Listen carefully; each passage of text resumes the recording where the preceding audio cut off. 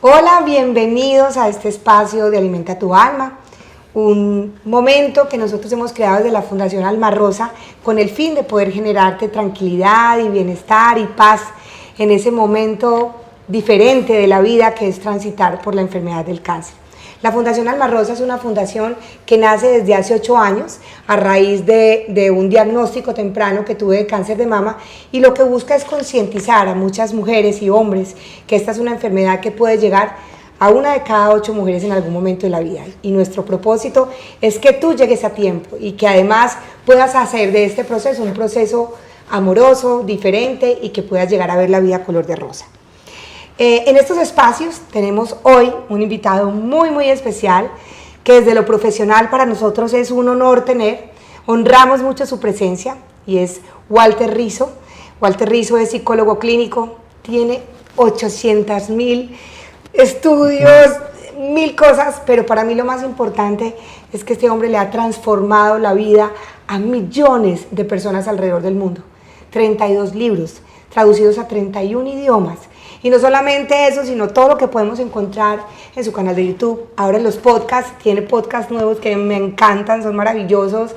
Y bueno, en todos sus libros, por supuesto, pero que permiten que las personas puedan, a través del control de sus emociones, de ponerle nombre y apellido a lo que están sintiendo, a poder enfrentar sus miedos, sus adversidades, sus apegos, poder encontrar la felicidad y sobre todo la paz, que es donde verdaderamente está la felicidad.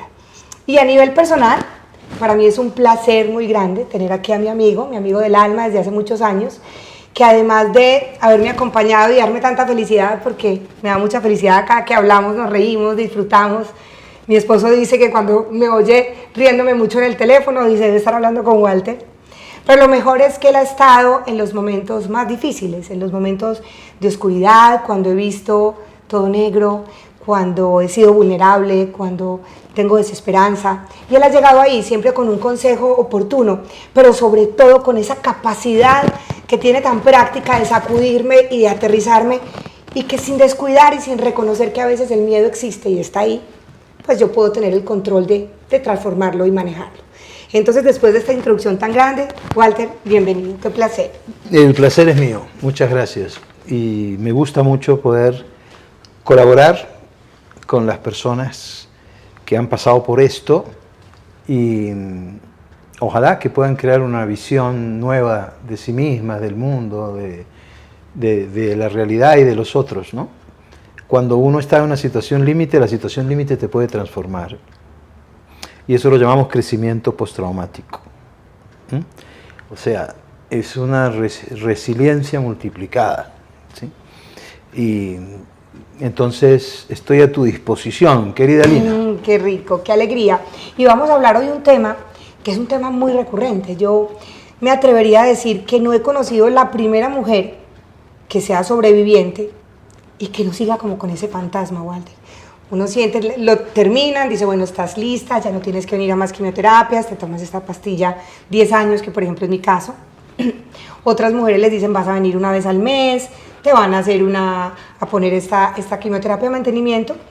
Y este tema que vamos a hablar incluso no solamente es para pacientes con cáncer de mama, es para cualquier hombre o mujer que haya tenido esta enfermedad, que cuando nos dicen ese nombre, cáncer, Walter, nosotros lo asociamos con los peores adjetivos, con miedo, con dolor, con sufrimiento y con muerte.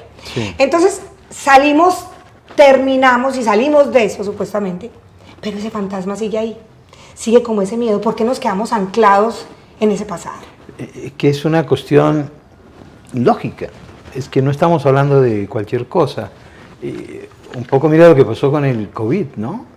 El COVID a todos nos ha vuelto más vulnerables, pero en mi experiencia con los pacientes, algunos pacientes que habían pasado por una enfermedad inmunológica o el cáncer o cualquier otra, respondían mejor a la situación del COVID.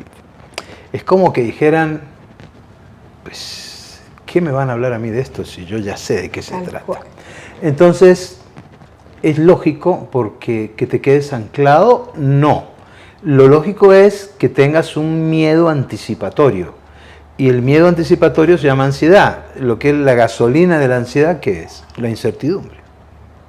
Entonces, Es lógico que eso se acreciente en los momentos que te hagan la revisión.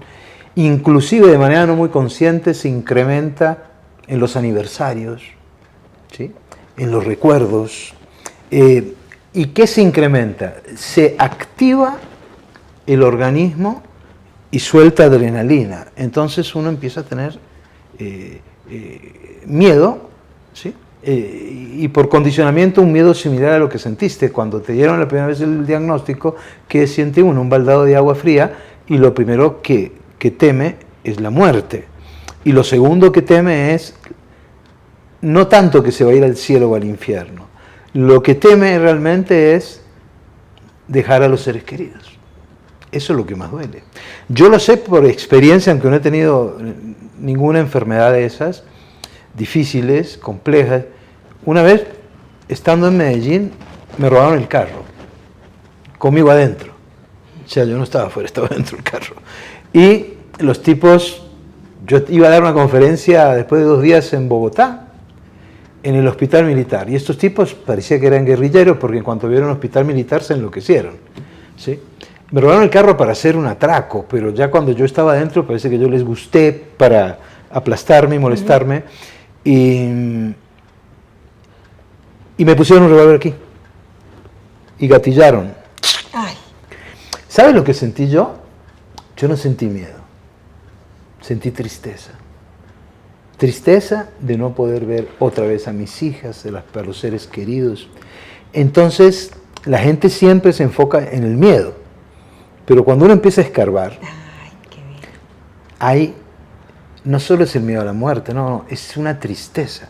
Entonces, yo aprendí algo ahí, que el amor puede más que el miedo. ¿Sí? Porque el amor podía más porque era el miedo a desapegarme. Bueno, cuando a una persona le dan un diagnóstico de esos, está ante una situación de adversidad, así se llama técnicamente. Una situación de estrés muy fuerte, que cada uno lo puede procesar de manera distinta. Lo que más me preocupa a mí son esas personas que se ven tan fuertes que es como no le dijeran nada, porque no están procesando bien las emociones. Entonces, y además estamos en una cultura donde el autocontrol se valora mucho, ¿no? Entonces, ese baldado de agua fría es la adversidad. Con el COVID tuvimos una adversidad colectiva, entonces esa adversidad personal uno no está preparado para enfrentarla. Ni siquiera sabe distinguir la ansiedad del miedo. Ni siquiera sabe distinguir un miedo racional de un miedo irracional. El miedo racional es un miedo que objetivamente te puede pasar algo. Entonces, el miedo, cuando te dan el diagnóstico, es un miedo racional. Y tenés el derecho a sentir miedo. Claro. Pero por supuesto, si no sentir miedo, sos Aníbal Lecter, pues. Sí, o sea, claro. sos Dexter. Tenés que sentir miedo. Porque el miedo, en la biología, en la historia de la humanidad filogenética, el desarrollo de la especie está hecho para protegerte. Cuando tú tienes taquicardia, es para bombear más sangre y correr, además. Ser más fuerte, los músculos se te ponen rígidos porque tenés que enfrentar de pronto a un depredador, ¿sí? Sudas para enfriar el cuerpo, por eso es que te vuelves más fuerte. Las pupilas se dilatan para ver en la oscuridad, porque el hombre prehistórico no podía ver en la oscuridad. Entonces, el miedo, ese es un miedo racional, cuando objetivamente te puede pasar algo. Si yo te digo, hay un león ahí atrás, ¿tú vas a sentir miedo? No. Vas a sentir miedo cuando tengas al león enfrente. Lo que vas a sentir es ansiedad. La ansiedad es el miedo anticipado. ¿Ya? Entonces, es menos adrenalina, pero es la mente. Los animales no sienten ansiedad. Funcionan por un reflejo condicionado. Así como no vas a ver nunca una vaca deprimida, no sé, con problemas existenciales, ¿sí? Una vaca con problemas de autorrealización. Sí. Entonces, primero separar el miedo racional del irracional. Entonces, ¿qué sería un miedo irracional? Un miedo que objetivamente no me puede hacer nada. Por ejemplo, el miedo a la opinión de los demás. Ese es un miedo irracional, porque ¿qué te puede hacer una opinión de una persona? O el miedo a hablar en público, lo llamamos una fobia social. Las fobias son miedos irracionales, ¿sí? A los fantasmas. que asustan, como decía Maquiavelo, más de lejos que de cerca. Yo he visto un montón de gente con fobias de esas raras, a una araña chiquita, a una cucaracha, como yo, que le tengo pánico a las cucarachas. Hay gente que tiene miedo de lo que vos quieras. Entonces, cuando una persona tiene la noticia, hay miedo. Cuando uno empieza, cuando le dan la noticia a uno, usted ya está dada de alta, por decirlo así, ese miedo se transforma en ansiedad, porque empieza la incertidumbre. Y entonces la gente empieza a confundir dos cosas. Si me están escuchando, pónganlo en práctica. Dos cosas. Tres. Primero, una atención autofocalizada. Es decir, mirándose, ¿sí? Todo el tiempo, tocándose, ¿sí? ¿Y será que sí? ¿No será que no? A ver, ay no, qué alivio, no es otra cosa. Entonces uno anda buscando explicaciones de por qué me estoy sintiendo así. Ah, cierto que comí eso ayer, por ejemplo, en un cáncer de colon. Sí. Bueno, entonces, cuando uno busca explicaciones, la atención focalizada, ahí sirve el mindfulness, ¿sí? Ahí sirve la distracción, ¿sí? Los pensamientos negativos se trabajan con la técnica del stop. El stop es muy sencillo y funciona muy bien. Cuando tú piensas algo negativo, ese pensamiento se engancha con otro similar. Y después con otro, y después con otro, y después con otro. Y hacen una cadena de eslabones de pensamientos. Por ejemplo, ¿y si tengo otra vez el cáncer? Claro. Y entonces inmediatamente se engancha, uy, si lo tengo, las probabilidades de que yo mejore en la segunda es más difícil. Otra vez pasar por todo esto. No, yo no voy a ser capaz de soportarlo. Fíjate, 4 pensamientos. Esos 4 pensamientos se enganchan y se multiplican o crecen, ¿sí? Entonces, cuando tú ya tienes la cadena armada y querés desarmar esos pensamientos, ya no podés. Claro. ¿Por dónde empezás? Por eso el primer pensamiento que tengas lo tenés que parar. Ya sabés que lo podés parar. ¿Cómo? Stop. Es increíble cómo funciona eso, ¿sí? Por ejemplo, hagamos una prueba con vos. ¿Listo? Entonces, cerrar los ojos. Y quiero que pienses este pensamiento, ¿sí?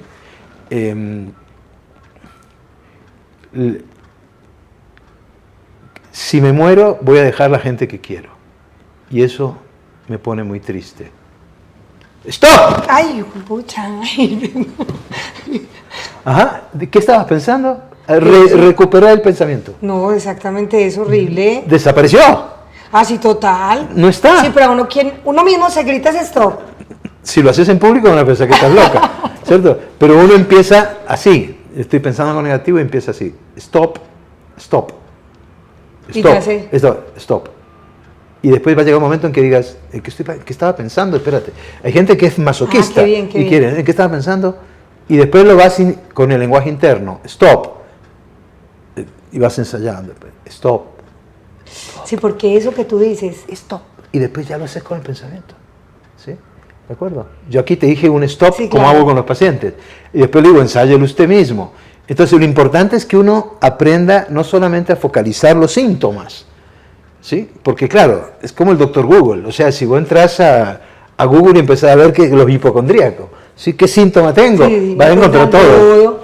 Los estudiantes de psicología, mis alumnos, cuando tú les muestras todas las patologías que hay, salen deprimidos. Dicen, yo estoy loco, tengo todo lo que aparece aquí.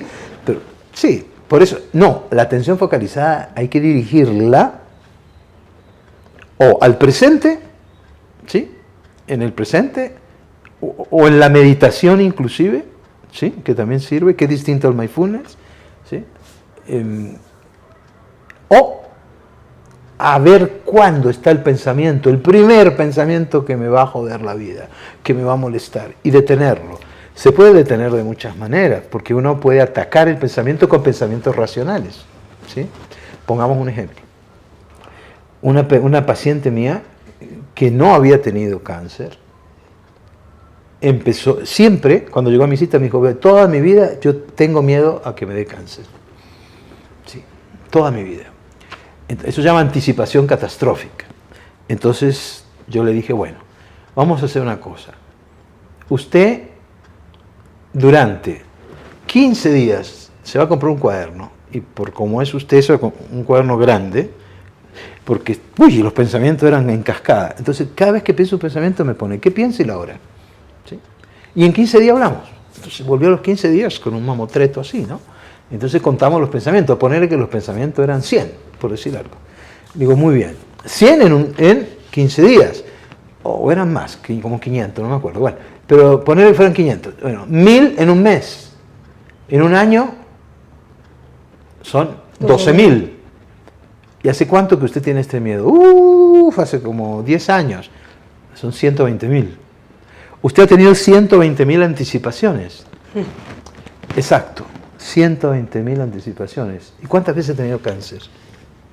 Y miraba para abajo con pena. Ninguna, doctor. Qué pena, ¿no? Ninguna. Claro, entonces es la técnica del mal adivinador. Si usted se dedicara a adivinar el futuro, se moriría de hambre, porque usted es un desastre para adivinarlo. Entonces la próxima vez, ande con una libretita y anote 120.001. 120.002, claro. Obviamente eso ¿qué hace? Confrontar la irracionalidad del pensamiento, ¿no? ¿Por qué? Porque, bueno, entonces una persona que haya tenido cáncer puede decir, pero yo ya tuve una vez cáncer. Sí, pero también los aviones se caen una vez. ¿Qué probabilidad? Entonces viene la gran diferencia. Separar posibilidad de probabilidad. Y eso no lo hacemos. Es posible que en este momento caiga, tú que me estás escuchando, ¿le puedo hablar a ella también? Sí, o cualquiera? claro. ¿Es posible que caiga en este momento una bomba aquí en la cabeza mía y que se abra el techo? Aunque no esté Putin por aquí, no importa. Es posible. Es posible. ¿Es posible? Sí, es posible. Posible. Una vez atendí a un paciente que hacía 20 años que no salía de la casa porque tenía agorafobia. Fuimos con un grupo de psicólogos, lo llegamos después de un mes a la esquina. Y el tipo se paró en la esquina y dijo, yo no cruzo. Entonces, era en un lugar de Medellín, por conquistadores. Yo no cruzo. ¿Y por qué no cruzo? Por qué tal que me coja un carro. Pero vea, somos 3. Ellas 2 no se ven muy... No le gustaba a la psicóloga. Y usted tiene gafas, me dijo a mí. O sea, pero mire, miramos de lado y lado. ¿Y si miramos mal? Y si justo dobla uno, y si viene un loco rápido, y un montón de argumentos. Y cada argumento que yo le rebatía, el tipo salía tenía una respuesta. Claro. Entonces, ¿es posible que a usted lo coja un carro? Sí, es posible. Ahora bien, ¿qué probabilidades hay de que lo coja el carro? ¿Cómo así? La probabilidad es la posibilidad sobre hechos concretos, ¿verdad? Y entonces, claro, el avión se puede caer, pero la probabilidad de que un avión se caiga es muchísimo más remota que te coja un automóvil. Entonces, la probabilidad que caiga una bomba aquí, sí, es posible. ¿Qué probabilidad hay? Pues una en 10.000 millones. No. Entonces, la persona ansiosa confunde. Y como confunde posibilidad con probabilidad, o no tiene en cuenta la probabilidad, cree que posible es muy probable. ¿De acuerdo? Fíjate, cuando tú haces ese juego mental, le ganas. Le ganas, porque aquí se trata de entender de que esto es un round que uno pelea con el miedo y con la ansiedad sobre todo. Varios rounds, digo, un match de box. Y a veces el miedo te gana y la ansiedad te gana. Pero después vos le podés ganar otro. Nunca hagan el balance día por día. Hagan el balance mensual. A ver, ¿cuántos rounds he tenido con este hijo de tantas? O sea, que el miedo siempre va a estar. Siempre va a estar. Okay. Uno de alguna forma debe sentirse, comillas, tranquilo, que sigue teniendo miedo. Y que sos capaz de pelear. Okay. Estas son algunas herramientas. Pero además, que sos capaz de luchar. La valentía se ha descubierto que es un factor de protección. Es decir, disminuye la probabilidad futura de que una persona tenga recaídas o se enferma. La valentía como virtud, tal cual la explicó Aristóteles. Los que no tienen el miedo. El que no tiene nada de miedo es un temerario, es peligroso, es un psicópata. El que tiene mucho miedo es un cobarde. ¿Qué hay en la mitad? ¿Qué es la virtud? El valle entre dos cimas. ¿Qué es? La prudencia. Es decir, la valentía. No tener miedo. Tener miedo, pero tener la capacidad de enfrentarlo aunque me orine, aunque me muera del susto, aunque me tiemble hasta el alma, y hablarle al miedo, pellizcarlo. Yo digo, por ejemplo, a los pacientes con trastorno de pánico, que tienen un trastorno de pánico, es decir, ¿qué es un trastorno de pánico? De pronto estás así, y creo que una vez hablamos de eso, y de pronto empezás a pensar, ¿qué es esto que tengo? Taquicardia, sudor frío, ¿será que me voy a enloquecer o me voy a morir?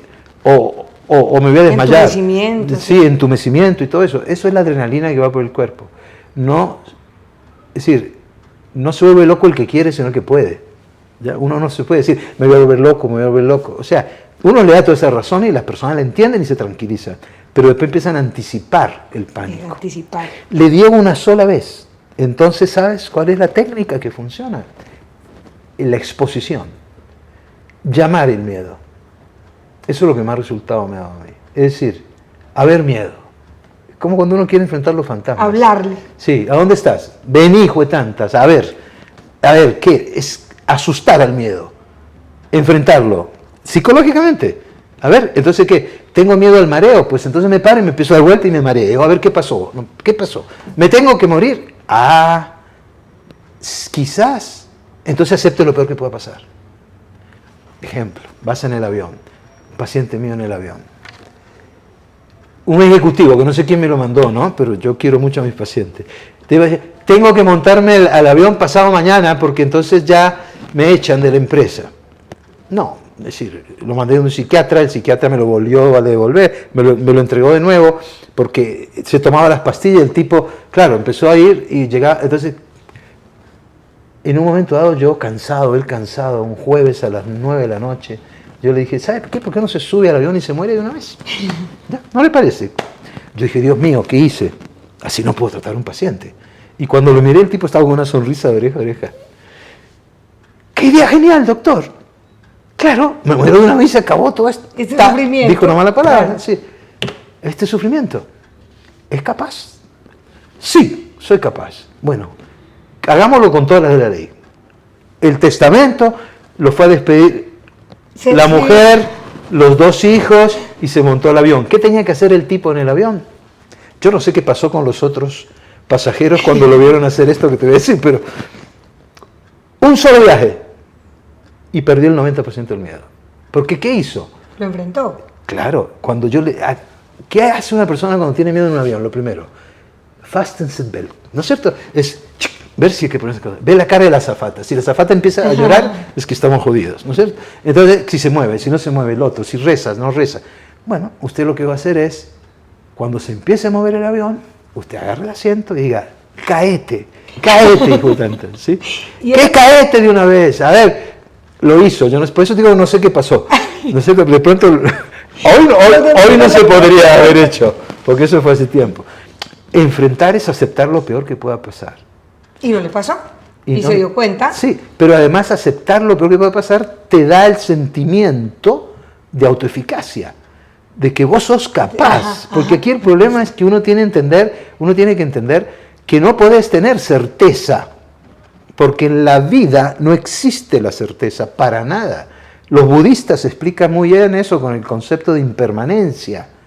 Todas las cosas cambian permanentemente, nada es igual, tú no tienes la misma piel que tenías hace poquito, todo el mundo cambia, la vida misma cambia, la existencia es cambio, por eso las mentes rígidas se enferman, porque no están flexibles a los cambios, quieren que la realidad es como esa gente que sale a la calle, entonces ve que va a venir un aguacero o que cae agua, ¿no? Imagínate un tipo rígido, que cae agua, empieza a insultar la nube, ¿sí? Al ministro, que no tiene nada que ver, ¿sí? Sí, y entonces le da rabia, sí, al ministro de Medio Ambiente, le da cualquier cosa. Entonces uno le dice, usted tiene que preocuparse por lo que está bajo su control. Claro. No está bajo su control que no llueva. A no ser que usted sea un indio sus y crea que va haciendo un canto indio, bueno, hay que respetable. Pero ¿qué es? ¿Qué tengo bajo mi control cuando llueve? ¿Buscar un paraguas? Sí, claro. Buscar un techo. Un techo. Sí. O mojarme porque se me dio la gana. Es decir, eso sí depende de mí. Entonces, cuando usted salió de un cáncer, ¿qué depende de usted? Depende tratar de controlar el miedo, ¿sí? tener una actitud realista, verlo como un reto. Las personas resistentes, la personalidad resistente tiene estas tres cosas que voy a decir. ¿Qué son resistentes? No es resiliencia, son personas que soportan mucho y vuelven a lo que era. No crecen, pero vuelven a lo que era. La personalidad resistente es algo impresionante. Ya se sabe qué es. Tienen tres características. Primero, son personas que se comprometen con lo que hacen. Es decir, que si empeñan su palabra, la cumplen. Ellos se sienten inmersos en las cosas que hacen, fluyen con las cosas que hacen, sienten pasión por las cosas que hacen, sí, se comprometen. Me comprometo a pelear con el miedo, por ejemplo, y a saber cómo tengo que enfrentar la ansiedad. Bueno, me comprometo. En general, la gente que asume sus compromisos y que se implica de verdad. Segunda característica, son personas que tienen un punto de control interno. Es decir, tienen la sensación y la creencia de que ellos pueden controlar su vida hasta donde, pero que ellos dirigen su vida. El otro día yo te decía, ¿qué? ¿Y entonces qué hago con el destino, con Dios y con la suerte? Eso es un punto de control externo. Dios te da el papel y la tinta, pero vos sos el que escribe el destino. No le vas a echar la culpa a Dios de todo, a la suerte, no. ¿Sí? La providencia, no. A usted le dieron todo para que usted sea autodeterminante, autogobierno. Esas personas que tienen un punto de control interno, que dicen, yo soy el arquitecto de mi propio destino, yo construyo mi vida, yo la dirijo, tengo autogobierno, me empodero de mí mismo. Es otro factor. ¿Qué vas a decir? Pero por ejemplo ahí sí. cuando dices lo del tema de la fe, porque finalmente es la fe, sí, en la creencia que tú tengas. Sí. Yo siento, o al menos en mi caso funcionó bastante bien, que cuando hay cosas que uno dice, bueno, yo hasta aquí llego, no puedo tener el control. Acepto lo peor que pueda pasar. Pero como que delego para arriba, ¿cierto? Como que yo le digo como a mi fuente de luz, bueno, ya. Ese es otro nivel. Ese es otro nivel. Ahora te digo qué es. Ok. Sí, ahora te digo qué es. Por ahora estamos ahí. Punto de control interno, compromiso, lo que se ha encontrado en la ciencia. Y el tercer elemento es que cada situación de adversidad sea vista como un reto, como un desafío. Me voy a poner a prueba. Pero cada pasito. Como vos quieras. Es decir, vos estás ante una situación cualquiera, suponete una quiebra económica, se me ocurre. Tú puedes decir, esta es una oportunidad para yo ver si soy capaz de salir de nuevo adelante. Lo voy a ver como un desafío, como un reto, pero no a mi ego, sino a ver si mis recursos y mis habilidades funcionan. Las personas que tienen esas tres características tienen una personalidad resistente. Pero usted puede convertirse en una persona resistente después que le ha dado el cáncer. ¿De acuerdo? O sea, usted puede empezar a comprometerse con las cosas que hace. Usted puede empezar a decir mi autogobierno. La fe es un salto sobre lo racional. Entonces, uno no puede llegar a la fe por lo racional, llega por el corazón. Y eso lo llamamos vida espiritual. Y la vida espiritual tiene que ver con la trascendencia, con el hecho de que hay algo más que yo, que me contiene. Y eso, sí, la oración sirve, por ejemplo, para mucha gente que ha tenido el cáncer como una meditación. Es que es otra meditación. Sí, claro. ¿Sí? Sí, claro. Entonces, la gente que tiene una vida espiritual y que tiene fe, ¿sí? Creencias, ya sea religiosas o espirituales, que son distintas, pero por ahí va, esas personas tienen capacidad de enfrentar mejor la adversidad, pero no porque se entregan. Es a Dios rogando y con el mazo dando.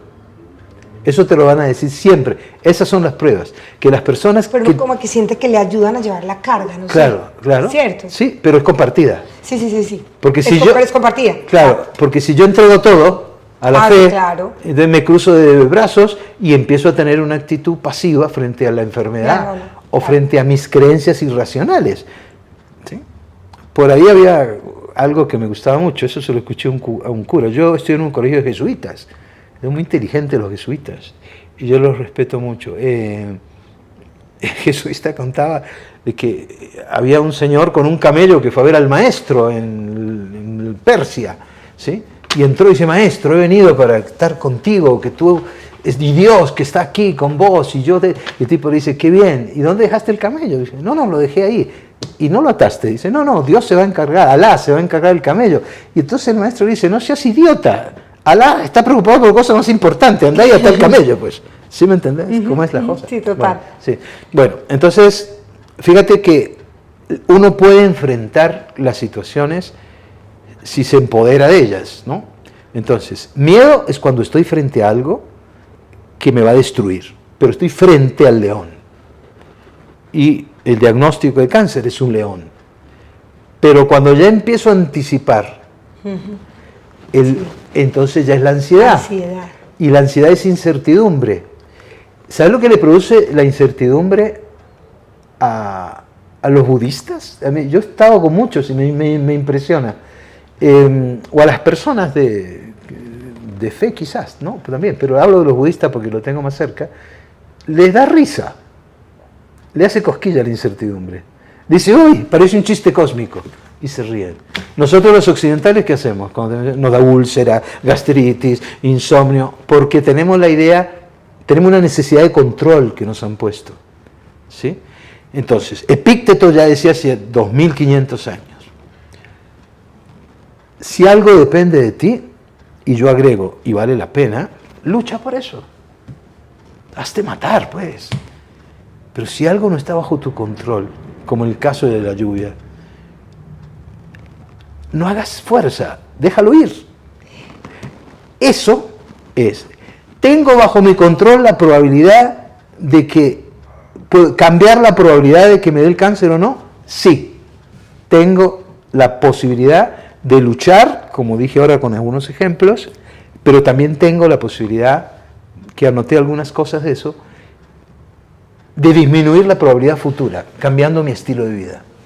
Es puramente psicológico, porque si tú, pongamos un ejemplo, expresar emociones. ¿Sí? Expresar emociones no es inteligencia emocional necesariamente, sino es la capacidad de sacarlas afuera, de decirlas de un modo socialmente aceptado. La ira, cualquier cosa de esa.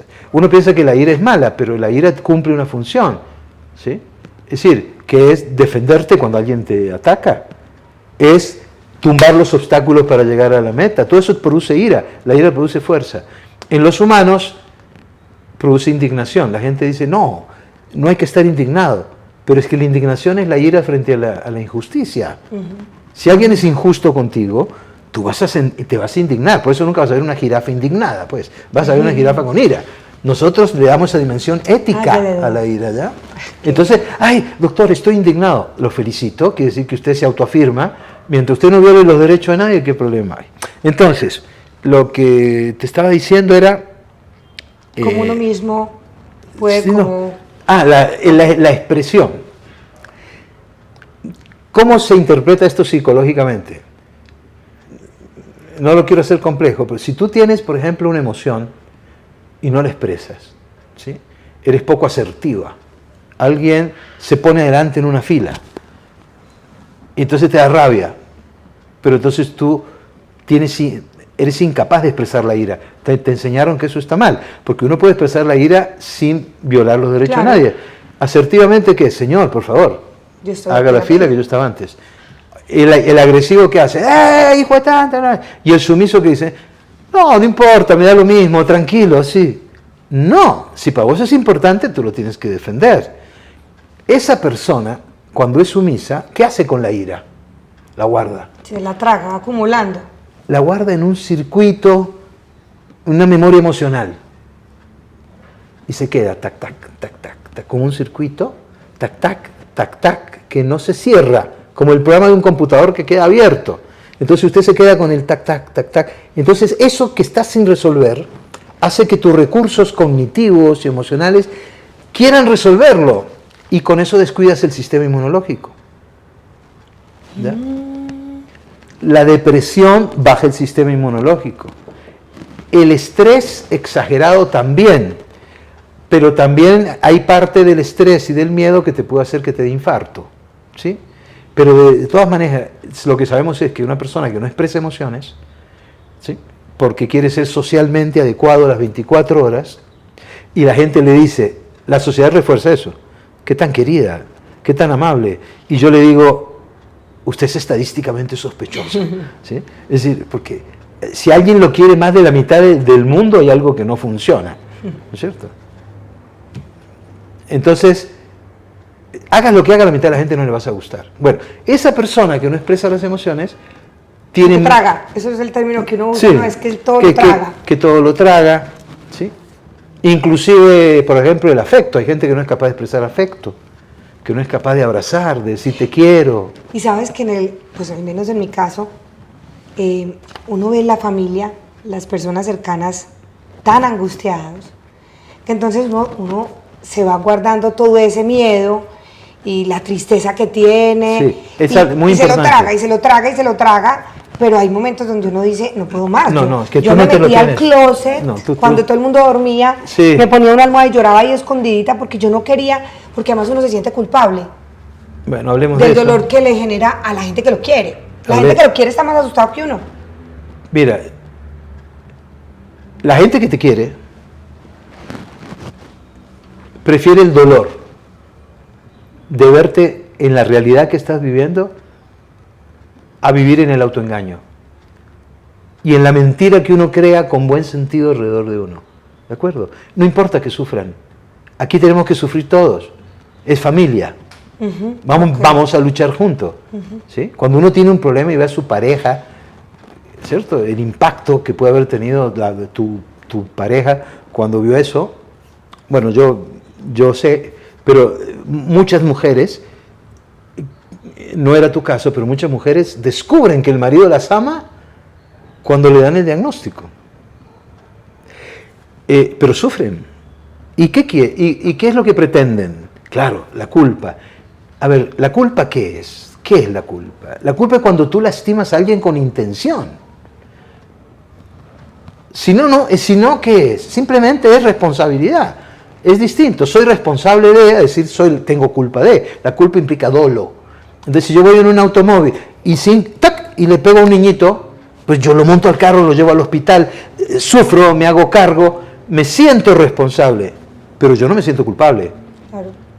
A no ser que lo haya hecho a propósito. Entonces, O que vaya hablando por celular. exacto.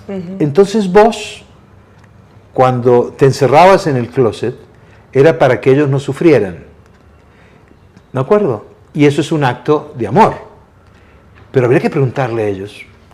Habría que preguntar lo que hubiesen preferido. Si le preguntaras ahora, piensa, que está toda tu familia aquí, ¿qué hubiesen preferido? ¿Que yo les hubiese contado todo lo que yo sentía? ¿Qué crees que te hubiesen dicho? Que claro que sí. Obvio. Lo que pasa es que a uno también le da miedo, Walter, como que el ambiente sea... ¿Negativo para uno? Sí. Que haya retroalimentación negativa. Sí. Entonces, como queriendo protegerlo, hablo por mi caso, Sí. queriendo proteger que todos estamos como, bueno, estos pasajeros... ¿Y qué pasa con las emociones tuyas entonces? No, por eso. Ahora que tú lo dices... Exacto. Ahora, a vos no te afectó, porque ese era tu estilo quizás. Pero una persona que no es el estilo y que se obliga y se traga todo, no, lo que uno no tiene que hacer es asustar innecesariamente a los otros. Pero la cura es, la realidad cura. ¿De acuerdo? Ver las cosas como son cura. ¿Sí? Qué pena volver a citar a Buda, pero no importa, porque puedo citar otras cosas. Buda decía, ven y mira, nunca dijo ven e interpreta, pues. Hay que ver las cosas como son. Ahí está el realismo. Es un realismo feroz, pero que te cura, porque ve las cosas como son. ¿Cómo carajo vas a resolver un problema si estás autoengañándote? Lo primero que tienes que hacer para resolver un problema es ver cómo es y dónde se origina. Pero tampoco es crear pánico innecesario, tampoco es crear un terrorismo, ¿sí? Porque hay gente que es muy débil. Entonces, Ni meterse a Google, sí, a encontrar un mundo de información que no ayuda. No, sí, pero entonces una persona débil va a sufrir más, pero va a sufrir más no es porque solamente sea débil, sino porque no no ha desarrollado algunos recursos de los que estoy diciendo, como el de la valentía, por ejemplo. Hay 3 autos que hay que tener en la cabeza siempre. El primero es la autoestima. Eso no cabe duda, todas las correlaciones muestran lo mismo. Las personas que tienen un buen amor propio, que se quieren a sí mismas, quieren más a los demás y entonces se preocupan más. Pero las personas que se quieren a sí mismas, que no se autocastigan, las personas que tienen una buena autoimagen, las personas que se sienten capaces y no se critican, las personas que se dan gusto, esas personas que se quieren a sí mismas, esas personas disminuyen la probabilidad de que aparezca un segundo síntoma, ¿de acuerdo? Las personas que tienen autonomía, porque lo que pasa es que cuando a vos te diagnostican la enfermedad, lo que uno empieza a sentirse es que no es capaz de hacer muchas cosas que antes hacía. Uno empieza a asumir el rol del enfermo y empieza a pedir ayuda y se vuelve un poco inválido. La autonomía, cuando ya te saliste y tienes miedo a caer, la autonomía te va a ayudar. ¿A qué? A descubrir hasta dónde sos capaz.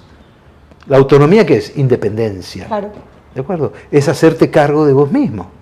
¿De acuerdo? Y más si ya terminé el tratamiento, o sea, empezar así, bueno, ya, esto es pasado. Sí, pero esto que estoy Mucha diciendo... gente se queda patinando ahí. Sí, pero si la gente piensa, esto que estoy diciendo es, a ver, yo estoy patinando, ¿por qué? Porque no sé qué carajo hacer, porque esto puede que venga de nuevo. Sí, pero entonces voy a pelear contra esto. ¿Qué es pelear contra esto? Tener un nuevo estilo de vida. Expresar mis emociones, empezar a quererme a mí mismo, empezar a ser independiente, con el miedo a cuestas. Porque cuando tú empiezas a hacer todas estas cosas, el miedo empieza a bajar. Claro, le vas quitando poder. Sí, pero va a estar ahí. Hoy le vas a decir, hoy, hola miedo, hoy no me jodas, pues, te lo metes en el bolsillo. Pues. Otro auto, la autorrealización. Estas situaciones límites hacen que muchas personas descubran sus talentos naturales. La autorrealización es el desarrollo de tu potencial humano en cuanto a talentos. ¿Sí? Entonces resulta que una persona que pasa por esto descubre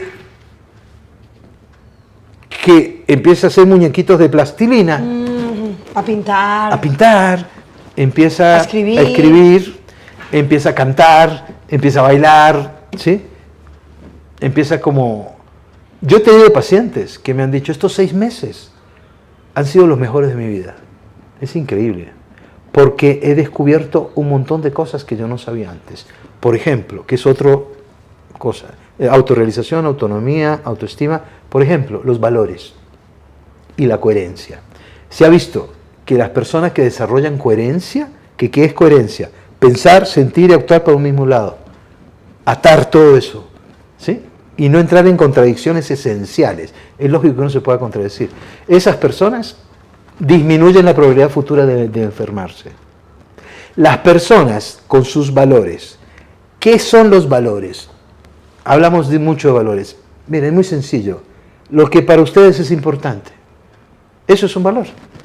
Para mí es importante esto. Entonces voy a dirigir mi vida de acuerdo. El valor dirige tu vida. Pero mira qué interesante. Uno no quiere a las personas porque son valiosas. Eso es un error. Uno las ve valiosas porque las ama. Es para pensar, si es así. ¿Sí? Eso es impresionante cuando uno descubre eso. O sea, porque entonces tu hijo... Por eso cuando el amor se empieza a desaparecer, uno empieza a decir, es que él cambió, ¿no? Necesariamente no cambió. No, es que yo cambié mi percepción también. Claro. Mira, es como, ¿tú por qué quieres un hijo? Porque es valioso, porque es inteligente, porque juega bien fútbol. No, lo ves hermoso, inteligente y todo porque lo amas. Claro. El amor otorga valor. Entonces, por eso no hay que rodearse de personas tóxicas, que es el otro factor. Ay, eso es importantísimo. Porque cuando una persona sale y dice, bueno, lo primero que hace uno es decir, ¿quiénes eran mis...? ¿Qué puedo volver yo prescindible de lo que creía imprescindible? Resulta que esto que era para mí imprescindible no es tan importante. El pelo.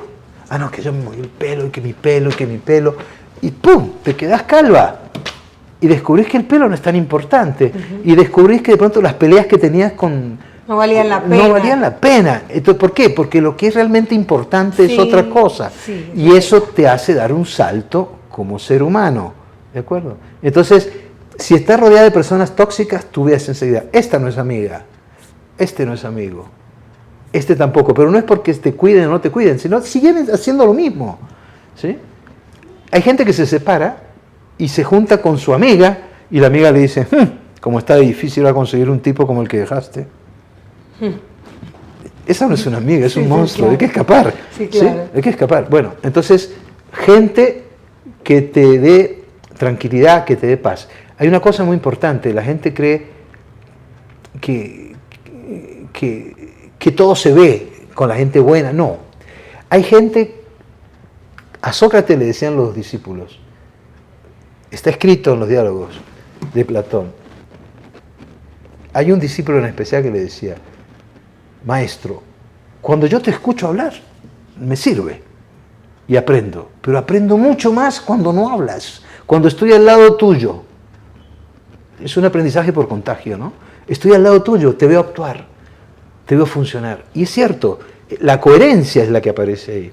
Hay personas que no hacen nada, pero tú estás al lado de esa persona y es como que te mueve algo. La manera de mirar. Te genera tranquilidad. Yo en Barcelona hay una señora que vende verduras y cada vez que yo voy me pasa lo mismo. Bueno, esta habla un poco. Esta dice, ve, el perejil hoy está deprimido y la zanahoria tiene ganas de hablar, háblele. ¿Cierto? Entonces, pero esa persona es simpática. Hay gente que es muy veraz, muy auténtica, ¿no? Entonces, así como hay otros que te conectan con el miedo. Que te conectan con el miedo. El miedo no solo ¿y cómo vas? ¿Cómo vas con el problema? Y ya te miran. ¿Y cómo vas? ¿Vas bien? Ay, gracias a Dios que estás bien. Ay, qué susto. Menos mal. Pero tenés que ser capaz, ¿eh? Pero ¿este quién la mandó? Sí, claro. Tal cual. ¿No es cierto? No, esas personas uno, si expresara emociones, le diría, mira, lo que me acabas de decir no me gusta. Me hace sentir mal. Te pido que no encarece el tema así. Prefiero que no me digas nada, listo, de la enfermedad. Si ofendió, es que no te quiere. Porque si uno realmente quiere a una persona y la persona le dice algo así, claro, el amor te lleva a decir, discúlpame, no había caído en cuenta. Claro, no lo hizo por mal, obvio. Claro, pero entonces, bueno, pero fíjate que todas estas cosas que estoy diciendo disminuyen la probabilidad futura. La gente se pega mucho, bueno, pero ¿qué hago con el miedo ya? Sí, uno tiene que enfrentarlo ya, pero también hay que pensar a mediano plazo. Claro. Es decir, que ese estilo de vida va a hacer que te olvides un poco del miedo, ¿no? Por ejemplo, los sueños, las utopías. Utopía significa lo que parece irrealizable.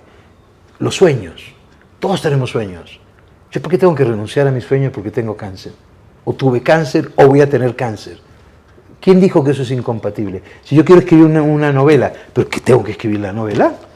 Pero cuando la gente se motiva, es una motivación interna, y no está tanto en el resultado, sino en el proceso vital de hacer las cosas, eso genera inmunidad. Eso disminuye la probabilidad futura de que te enfermes. La misma alegría y la pasión, entusiasmo, ¿sabes cuál es la esencia de la palabra entusiasmo? La etimología griega, es genial, y no la usamos. Enteotimos, que significa sentir la fuerza de Dios en el pecho. ¡Ay, qué belleza! Entusiasmo debería ser una palabra que se le enseña a los niños en el colegio, de una vez. Y entonces hay veces que uno siente esa fuerza. Sí. Entonces, hay otras investigaciones que hablan de la fuerza de voluntad, ¿no? Es decir, cómo las personas que se vuelven persistentes, trabajadoras, consistentes, también disminuyen la probabilidad futura. O sea, tú no necesariamente eres una persona que porque te dio el cáncer y ya estás aparentemente bien, ¿sí? O estás saliendo, no, es que no te tiene por qué volver a dar cáncer.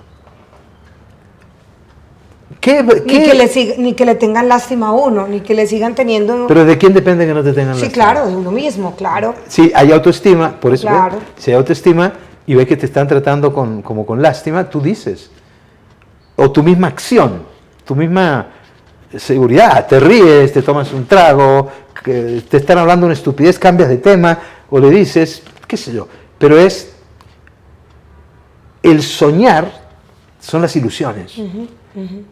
Es lo único que puedes controlar, porque ya a través de las redes hasta te las quitan también a veces. Te dicen que tenés que comprar aunque no te des cuenta, pero las ilusiones no te las pueden quitar. Y uno no puede perder las ilusiones. Y el amor es eso, es cuando uno deja que otra persona entre a sus ilusiones. Vengan mis ilusiones, te las comparto. Ay, qué belleza eso. Y eso es un nivel que uno a veces no ve. ¿Sí? Entonces, si yo tengo ilusiones, bueno, pero tengo otras 2 o 3 cositas que me parecen muy importantes. Entonces el amor interpretado desde la enfermedad es también cuando uno tiene ese miedo y esas personas que te aman, pues como dándole juego a esto, también forman parte de ese miedo. O sea, tenemos miedo todos, porque una vez... Es que ¿cómo hago yo para...? Entonces quiere decir que no te amo si te dejo afuera de esto. Claro, porque... Yo me ofendería si mi pareja me deja afuera. Porque es que mira lo que pasa, que precisamente la familia o las personas que lo cuidan a uno con mucho amor y con el interés de no... Entonces no sé, pero es que me da mucho miedo. ¿Tú no tienes miedo? No, miedo, no es que no te va a pasar nada, no eso no te va a curar, no, eso no va a hacer nada. No, puede que sea. Exacto. Pero entonces uno ahí cree que está haciendo un bien. Exacto, y no está haciendo un bien porque se está alejando del realismo, del miedo. El miedo va a estar con vos, es que no hay otra forma. Mira. Todas las terapias ahora en el mundo están diciendo usted tiene que tener miedo. Si usted no tiene miedo no es normal, porque entonces va a jugar con lo que yo estoy diciendo. Se guarda en la memoria el miedo, tac, y el sistema inmunológico baja. ¿Sí? Cuanto más expreses, mejor. Pero entonces, ¿qué es el amor si no es tocar la vida a 4 manos? ¿Sí? Entonces, una pieza que tocamos a 4 manos. Entonces, ¿yo por qué te voy a dejar afuera de esto? Y no es egoísmo, porque vamos a estar en las buenas y en las malas, pero que en las malas es donde más se conoce si realmente... Mira, la gente nos parecemos más en el sufrimiento que en el placer. Si un tipo se agarra el dedo en la puerta aquí y otro en Ámsterdam, es muy parecido el dolor, ¿sí? Van a gritar igualito. Pero en el placer no. Por eso el COVID a vos te nos gusta unía la tanto. langosta, a mí me gusta esto otro. Por eso el COVID nos unía tanto a todos. En las situaciones límites, se ha visto que, por ejemplo, en los estudios antropológicos, en comunidades primitivas, cuando hay azonadas, inundaciones y todo, la gente se deprime un poco, se deprime porque la depresión hace que se junten. La tristeza no es lo mismo que depresión. La depresión es que yo me quiero eliminar, que yo no quiero existir. La tristeza es un down, se baja y está hecha para pensar, no como el miedo. El miedo está hecho para correr, pero la tristeza se lentifica todo el software, entonces empieza la autoobservación. Y está hecha porque cuando hay un problema de azonada, o un problema catastrófico, como una adversidad colectiva como el COVID, la gente se baja, porque filogenéticamente es capaz de observarse mejor. ¿Cuál es la función de la tristeza? Autoobservarse, pero tiene otra, es pedir ayuda. Todas estas son investigaciones de biología básica, filogénesis. Pedir ayuda, porque los gestos de la persona triste motivan a la otra persona a que lo socorra. Es como una empatía biológica. Es decir, los labios hacia abajo, los ojos aguados, todo eso, ¿sí? Hace que la otra persona socorra. Aunque se empodere, sí. Hace que la otra persona socorra. Y esto que voy a decir es muy importante, hablando así de la familia y los familiares alrededor de la enfermedad. ¿Cómo sabemos qué es lo que define el amor? 2 Compasión, ¿qué significa qué? Que tu dolor me duela. Si tu dolor no me duele, empaque y váyase. ¿De acuerdo? No funciona. Y congratulación, que tu alegría me alegre. Entonces, si eso es el amor, según todo lo que sabemos, y el tema que yo vengo estudiando como hace 30 años, ¿cómo querés que tu dolor no le duela? Es que si tú tienes un hijo en un hospital que está enfermo ¿tú qué dirías? Fíjate, aquí esto, ¿tú qué dirías? Tu hijo está con cáncer en el hospital, que no hay nada más triste que ver un pabellón de niños allá. Ay, hoy tengo que ir, hoy me voy a sacrificar por él y voy a ir. Entonces, ¿por qué cuando hablamos de amor hablamos de sacrificio? Usted no ama porque no se sacrifica. Yo no me sacrifico, yo pago para ir. Mejor dicho, si no voy yo, mato y como del muerto, como dicen aquí, que es terrible eso, ¿no es cierto? Bueno, yo hago lo que sea, pero yo quiero ir, porque yo voy por amor. Yo no voy. Entonces aquí pasa lo mismo. Ustedes no se separen de la gente que quieran. Tampoco digan... ¿Le quieran cubrir? No, ni quieran cubrir. Esto es algo que llega a los demás y se irradia, porque estamos en un contexto donde hay un vínculo, ¿sí? Y yo por lo menos, suponete que hubiese sido al revés, que a vos no te hubiese pasado nada sino a tu marido. A vos ¿cómo te sentirías si él no te involucra a fondo? Okay. Pero a fondo, aquí los dos, ¿de acuerdo? Y yo me quedo todos los días a cuidarte, ¿sí? Y no es un sacrificio, pagaría por hacerlo. Que ni siquiera es un deber, claro. Porque cuando uno ve que el amor es un deber, ya es un deber, no es amor. No, pues es que uno se quiere cambiar. Exacto. Entonces, fíjate que todas estas cosas que yo he dicho, aquí hay otra cosa que quiero decir, que esta me parece importantísima. Cuando las personas tienen una enfermedad y se deprimen, entonces bajan el freno de emergencia frente a su capacidad de explorar el mundo. Y se ha visto que la gente exploradora, que tenga estas tres emociones que las voy a definir ahora, disminuye la probabilidad futura de recaídas. Explorar. Todas estas cosas que he dicho son factores de protección. ¿De acuerdo? Sí, te dan una pastillita. Cada cosa de esta es una pastillita. Y cuando las metes todas y haces un cóctel y empiezas a funcionar, esto genera resiliencia, pero también genera fortaleza psicológica y muchas cosas, ¿sí? Y la exploración, explorar el mundo. Los niños los 2 primeros años tienen que estar, los mamíferos humanos, tienen que estar con la mamá. ¿Por qué? Y con el papá, porque tienen que alimentarlo, necesita el contacto físico. Hasta los 2 años no es como un caballito, que nació y se paró y se fue. Nosotros somos ¿hasta cuánto duró un hijo? Hasta los 20 años más o menos, 25, ¿no? Bueno, entonces... Pero esos dos, ese attachment sirve, porque es fundamental, sobre todo el contacto físico. Pero a los 2 años empieza un proceso de detachment, los terribles 2. Entonces uno ve que ve niños corriendo, y los 2 años y detrás el papá y la mamá, por todas partes. Sí, claro. ¿Sí? Porque el niño quiere explorar. Porque si tú exploras, se produce un fenómeno biológico, que es la sustancia blanca. La mielinización, genera sustancia blanca y eso acelera el aprendizaje. Un niño que no explora tiene dificultades para aprender. Pero ya cuando uno crece, se olvida que tiene que explorar, porque como ya tiene mielinizada la cosa. Pero la exploración te hace crecer como ser humano en todo sentido. Psicológica, social, espiritualmente, en todo sentido. Necesitas 3 emociones.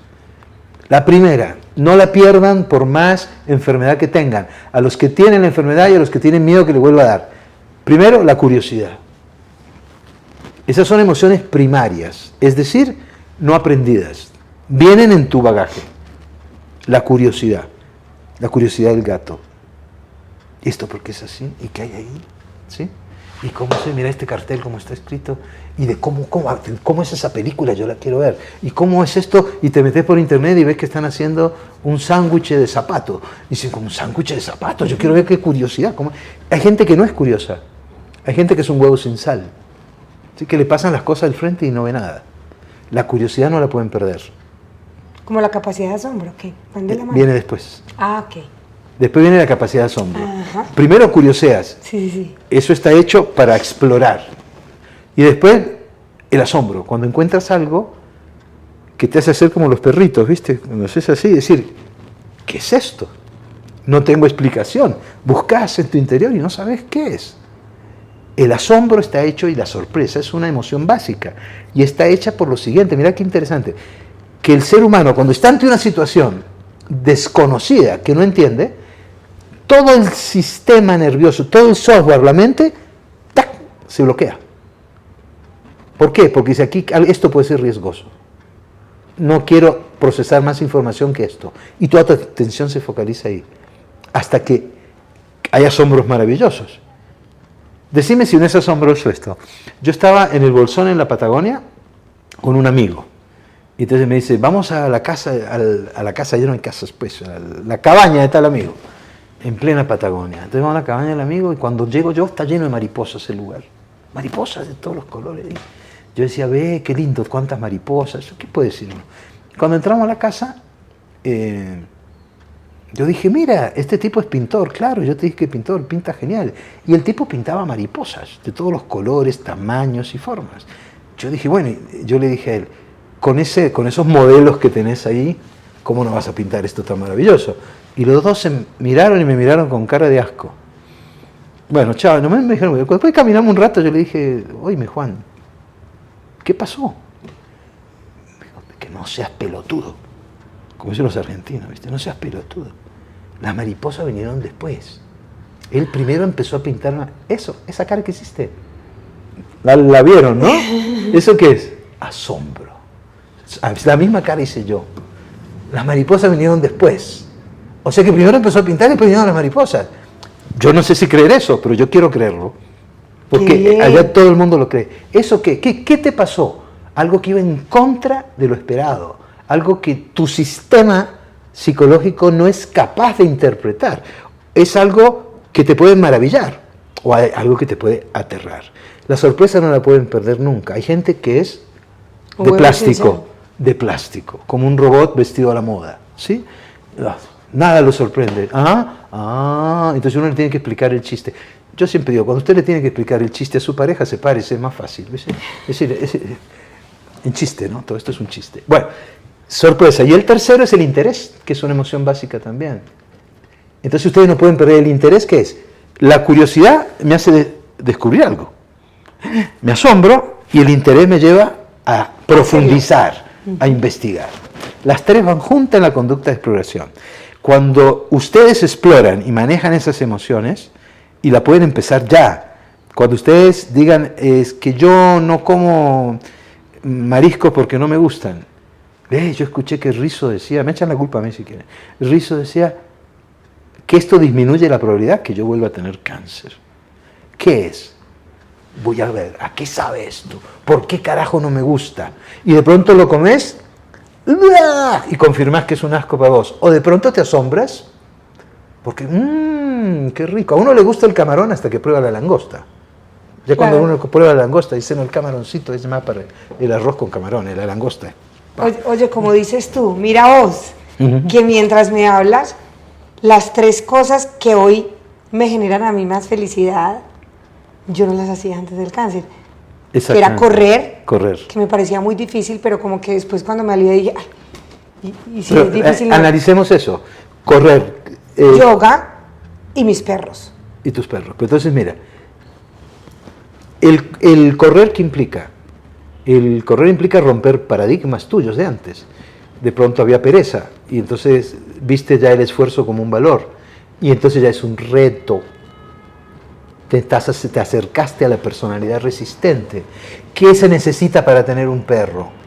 Un compromiso hasta la médula, porque son seres vivos, hay que quererlos, hay que cuidarlos, uno se ríe, se divierte con ellos. Eso es compromiso. Y en lo otro hay reto. Lo mismo que yoga, me parecía difícil. Es como... ¿Y qué es el yoga? Mira qué coincidencia, ¿qué es el yoga? Es hacerte cargo de vos mismo, mirar hacia adentro. ¡Qué impresión! Es el punto de control interno. Increíble. Exacto, entonces ahí sacaste las tres. Cada persona la puede encontrar en cualquier lado. Pero fíjate que he dicho muchas cosas, de pronto es demasiada información, pero yo supongo que la gente puede volver a escuchar esto más veces. Y devolverse. Sí, y devolverse y agarrar papel y lápiz y anotar. Y yo no soy un mago, ni un maestro, ni un genio de esto, y a mí que nadie me siga, pues yo puedo estar equivocado. Pero busquen más personas, porque también la capacidad de Cuando vos te fuiste a Italia, ¿por qué te fuiste a Italia? Además de porque te gustaba y todo. Además porque yo soy italiano. ¿Por qué, ¿por qué te No, fuiste? la verdad, porque era un sueño que tenía para la vida y con el cáncer pensé que de pronto la vida se podía ir muy fácil. Es que yo noté eso en vos desde Sí. que tuviste el cáncer. Sí.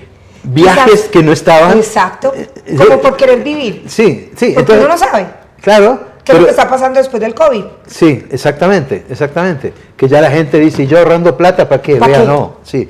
Entonces, y además uno dice, y qué bueno hacer viajes con la persona que amo. O sea, que este tiempo que me queda, Es eso.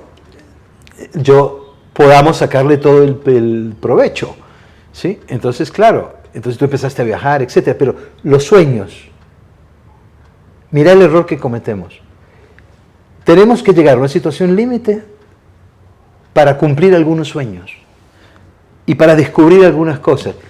Entonces, a las personas que nos escuchan y no tienen cáncer ni han tenido cáncer, pues porque van a esperar a tener una situación límite, empiece ahora a darse gustos. Mira, cuando yo me acuerdo, porque no se acostumbraba, cuando yo llegué hace muchos años a Medellín, me acuerdo una vez estaba en La Visitación, que es un lugar, para la gente si le escucha de otra parte del mundo, es un centro comercial, pero muy bonito, estaba ahí. Y ahí vendían helado, ¿no? Entonces yo me senté a las 3 de la tarde, porque me habían cancelado los pacientes, y me pedí una banana split. Yo solo. Con doble crema, con chocolate, un banano gigante ahí. Me puse a comer eso. Y pasaban 3 amigas, pasaron por ahí de mi ex esposa, sorprendidísimas. Dicen, mira este otro. ¿Cómo se le ocurre? A las 3 de la tarde comiendo un helado solo. Y no lo podían creer que uno se diera gusto. ¿Sí? Es que no lo podían creer. Y voy a contar una anécdota que te va a parecer simpática.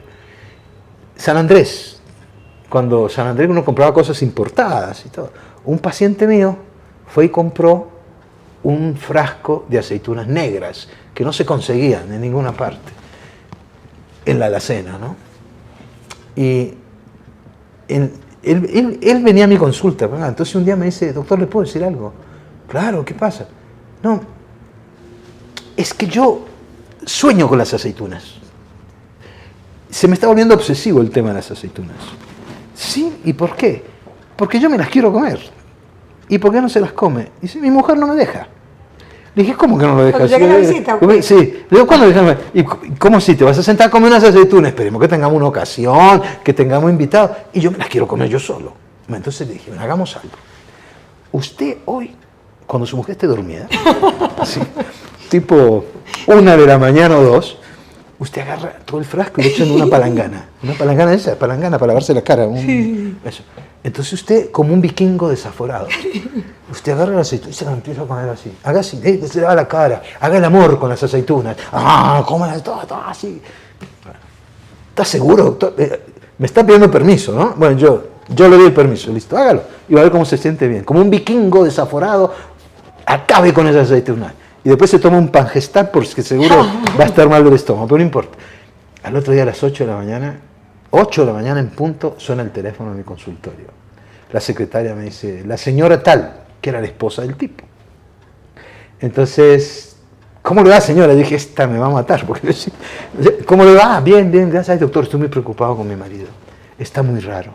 Anoche se empezó a lavar la cara con las aceitunas. Y yo escuchaba el ruido que hacía, guau, guau, hacía un ruido de placer. Y yo me levanté a ver qué pasaba. Pero eso no me preocupa tanto como que se está volviendo mentiroso. Me quiere hacer creer que usted le dijo eso. Porque no estamos acostumbrados al placer. Claro.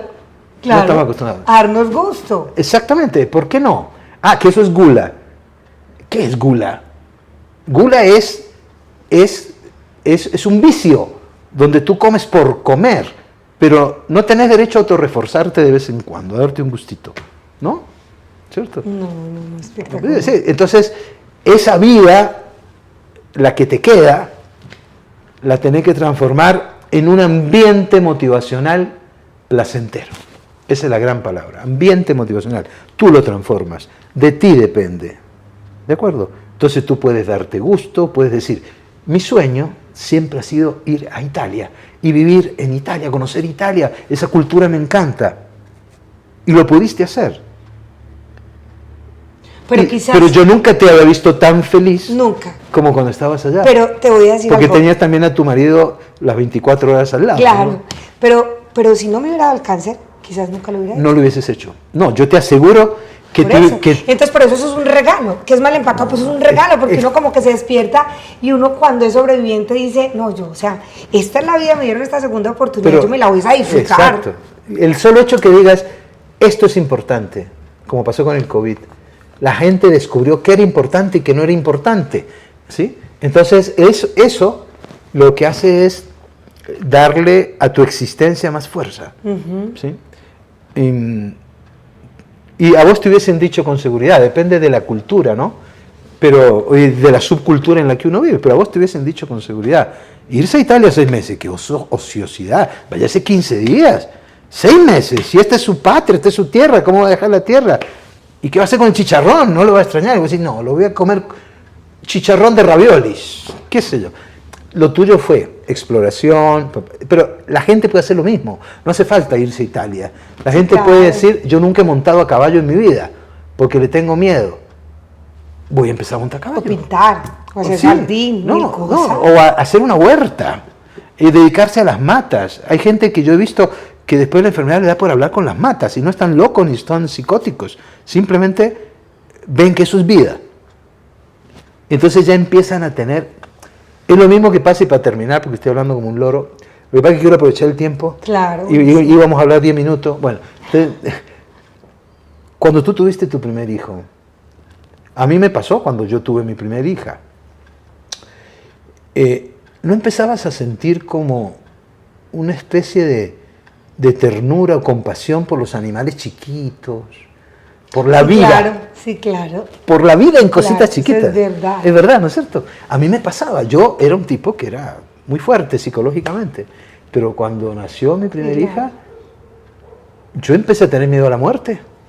Que no la tenía. Claro, claro. Porque iba a dejar a mi hija. Claro. Entonces yo veía un pajarito y me daba como... Entonces veía una telenovela y lloraba. Yo decía, ¿pero qué me está pasando? Es que era papá. Estaba empezando a sentir cosas que no sentía. Entonces, nada de lo que pasa por tu vida, nada pasa en puntas de pie. Pasa en punta de pie cuando vos haces así, así y así. Pero ahí sos una persona que no vive, dura. Que ahí uno no se muere, ¿ves? Ahí uno se gasta como las piedras, ¿sí?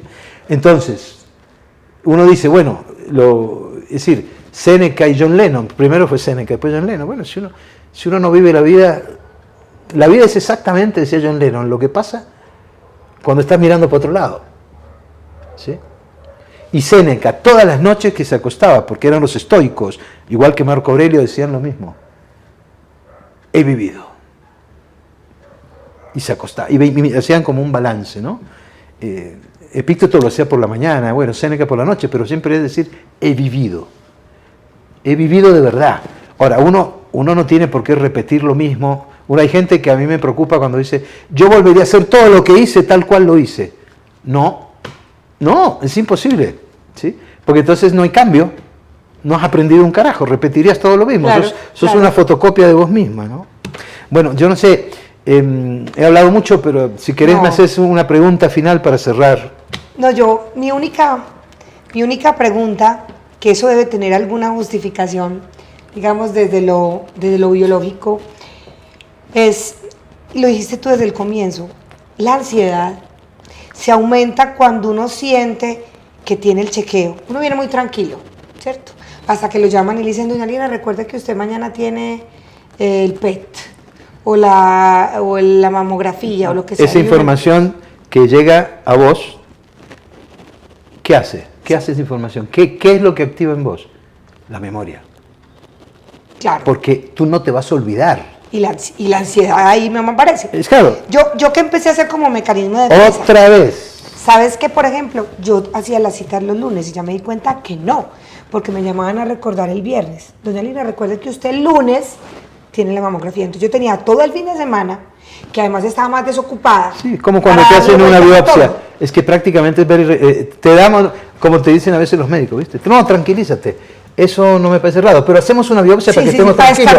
Para descartar. Y uno ya queda así. Sí, claro, exactamente. Claro. Entonces eso pasa. Eso pasa con el examen. Y eso pasa, Walter, en las noches.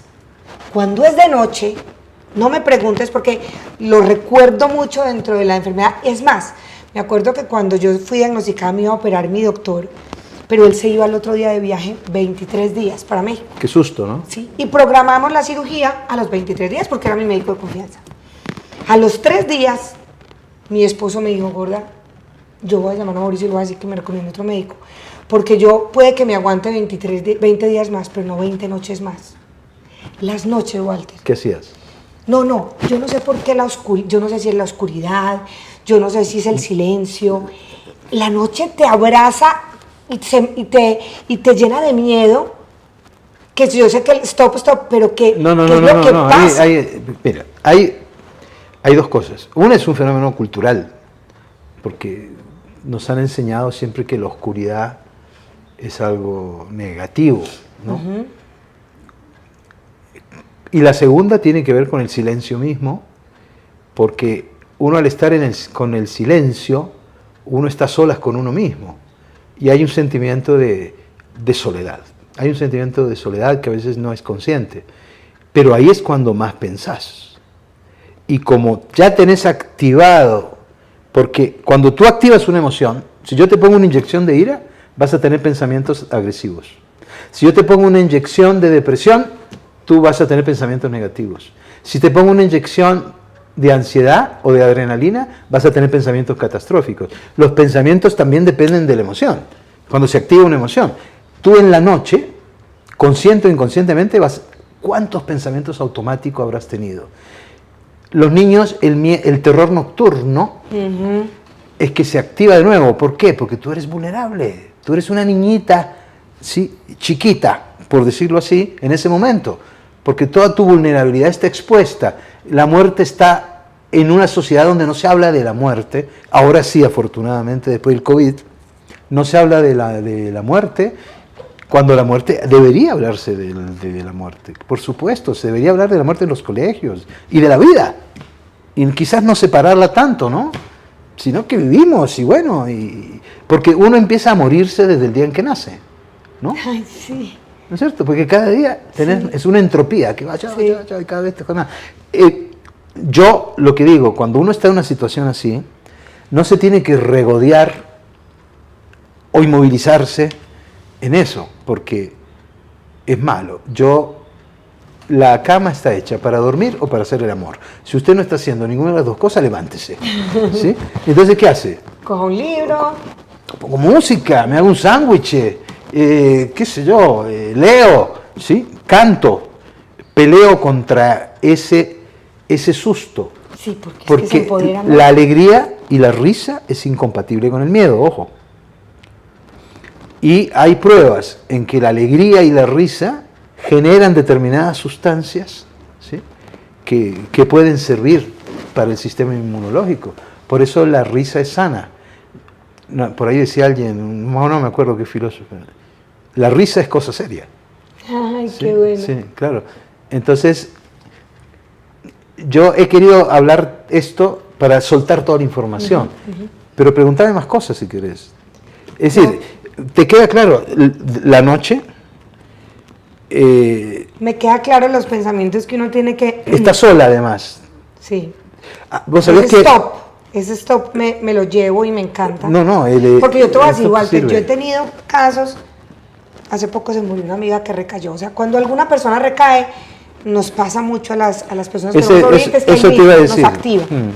Pero yo he llegado a entierros donde lo que tú decías ahora de los pensamientos, es una máquina. Yo me he visto pero me he visto en esa cajita. Claro. Yo, y me imagino los familiares. Claro. Todo lo veo, o sea, llego hasta ese punto y de pronto como que digo, ¿pero fíjate, qué es esto? Entonces me da miedo porque entonces hoy uno va a traer eso, entonces soy llena de miedo y soy pero te digo que me he visto, esa imaginación hay que bloquearla inmediatamente. Claro. Pero cuando loca stop en todas partes. No, pero no solamente es el stop, sino es entender, esto es posible, pero no es probable. Y a ver, ¿hace cuánto que estoy adivinando? ¿Hace cuánto tuviste el cáncer? 8 años. Ya. ¿Cuántas veces anticipaste? Es exactamente igual. La verdad es que yo no pienso mucho en eso, pero cuando alguien se recae, Bueno, en esas situaciones siempre. se activa la memoria que no va a desaparecer. En la memoria del estrés que sufriste, de la adversidad. La tristeza, lo que tú la decías tristeza. ahora. Es más importante la tristeza que el miedo. Eso es lo para que mí. siento. Siento tristeza. Sí. Y me dura un día. Y Juan Luis, mi marido, es gordo, espérate, yo le digo, dale tranquilo, esto me dura un día. Yo Sí. mañana estoy bien. Pero ese día como que me recuerdo como... Una cosa muy importante que puede ayudar es tener un yo auxiliar. El yo auxiliar es una persona que no tiene que ser un profesional, sino un amigo o una amiga que cuando uno vea, es como el padrino de Alcohólicos Anónimos, ¿no? Uno tiene su padrino. El yo auxiliar es cuando tu yo empieza a aflojar, el yo auxiliar viene en tu ayuda. Tiene que ser una persona que la llamas a las 2 de la mañana y va y conversas, ¿sí? Pero que no te peine moños, sino que te lleve como hacen los maestros con sus discípulos, ya sea en cualquier religión o cualquier cosa. ¿Sí? No, vaya, enfréntelo. No es pobrecita tú. Sí, claro. Que uno como acompañante cae mucho en eso. No cree que esa es la mejor manera de demostrar el amor. Y de pronto no lo es. Uno puede decir, tú eres una berraca, vos sos capaz, mira todo lo que has hecho en la vida, pero uno que está con esa cadena de pensamientos metida, con la posibilidad confundida con la probabilidad, con la atención autofocalizada, pues te provoca estrangularla, ¿viste? Puede decirle, pero ¿qué me está diciendo? Claro. Que si yo soy una berraca, ¿qué tiene que ver? Es que eso solamente lo entiende una persona que ha pasado por una situación Es que así. incluso le da a uno un poquito como de rabia. O sea, cuando uno Claro. tiene toda esa Es como un ansiedad, trabajo de parto, ¿no? Y el otro, no, pero... No. Es como No. es como un trabajo de parto. Cuando mi esposa tuvo la primera niña, tenía trabajo de parto, yo la quería consolar y se le brotaban los ojos y me decía, te voy a matar si no te vas de aquí, Sí, porque claro. tenía las contracciones, ¿no? Sí, claro. Esto es un dolor. Ahora, hay un sufrimiento útil y uno inútil. El sufrimiento inútil es cuando vos te quedás ahí, tac, en el sufrimiento te hunde, ¿sí? Imagínate un tipo en una pareja, una pareja que es muy, muy mal casada, con un marido insoportable, complicadísimo, pero ella quiere mantenerse en el matrimonio y luchar por el matrimonio, pero cada vez peor, y ya van 10 años, y ese sufrimiento a ella ¿de qué le sirve? ¿Está pegada de qué? Claro. Porque esto te va a parecer muy raro, de una esperanza, ¿no? De que él cambie. Sí. Pero yo le digo, cambie ese sufrimiento por otro. Yo no le voy a decir que no va a sufrir, lo va a cambiar por otro. Se va a separar. Y entonces cuando se separe, usted va a sufrir.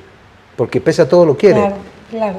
Pero ese sufrimiento es un sufrimiento útil, porque es el sufrimiento del duelo. La va a sacar.